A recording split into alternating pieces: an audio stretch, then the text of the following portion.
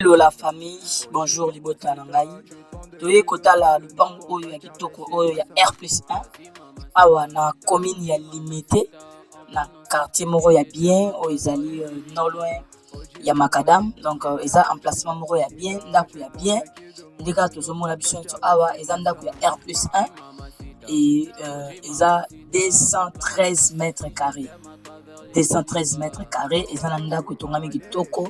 Omoni tozo salisa misala tozo changer ba peinture na mabende ya omoni ba mastic na mabende wana ya veranda. Donc awa toza na entrée ya salon, ya grand salon, entrée principale ya lupango yango bomona carrelage ndenge ezali et entrée principale ndenge eza kitoko, eza propre et puis ndenge lupango eza kitoko. Donc nalobi bien awa toza na commune ya limité.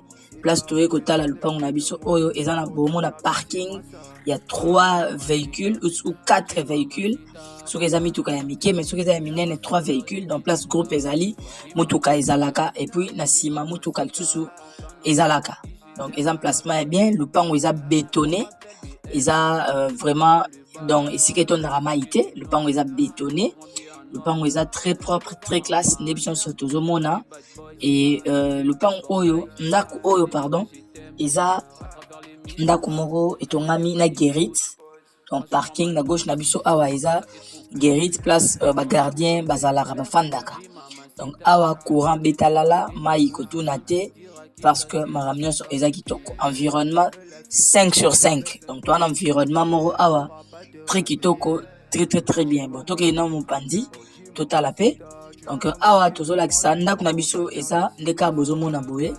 Eza bien climatisé. Eza ndaku ya 4 chambres. 4 salles de bain. Donc chaque chambre a une installation sanitaire naï. 4 chambres, 4 salles de bain, cuisine, magasin, salon, salle à manger. Donc awa toye awa toana logette ba auto sala ya sika et awa toana bianderie lavabo. Yandenge ya libanda ko kosko basani parce que ndako na biso eza na 3 entrées. To laksaki entrée principale ya ngwana kuna liboso na porte à munene et awa to relakisa bomo na ba split à minene mibale ezali. Donc on a relaxé bino ke awa courant betalala.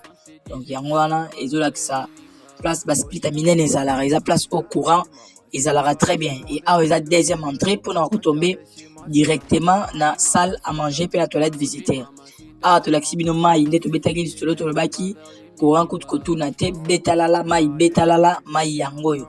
Donc eza très bien et a to baluka na sima troisième entrée yango eza esko ya cuisine. Donc entrée liboso entrée principale ya mibale kokota direct na salle à manger ya misatu yango wana ya cuisine magasin et awa to laksina noir et blanc parce que eza na sima. Donc dans le bien lupango eza 4 chambres, 4 salles de bain, cuisine, magasin, salon, salle à manger. Ils sont très propre, très classe na parking. Donc wana ato bimi libanda pour totala na lobi bien lupango na biso eza na commune ya limité Fikine. Donc référence eza espace Fikine.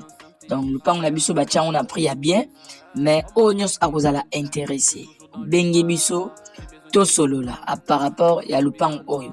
Donc le pango était comme on a pris à bien to bimil banda poto laksabino environnement environnement to le bara eroso malupango faut la environnement pour oyeba o vanda na banani baroza ba voisin na yo et puis quartier eza ndenge nini.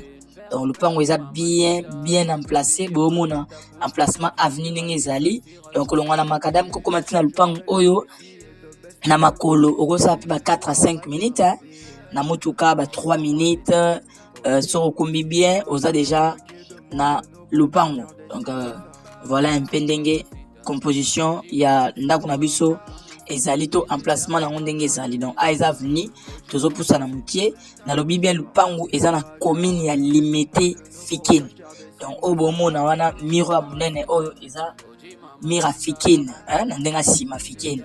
Donc référence yango wana. Et bonne chance à tout le monde. N'a pas audience pour vous intéresser.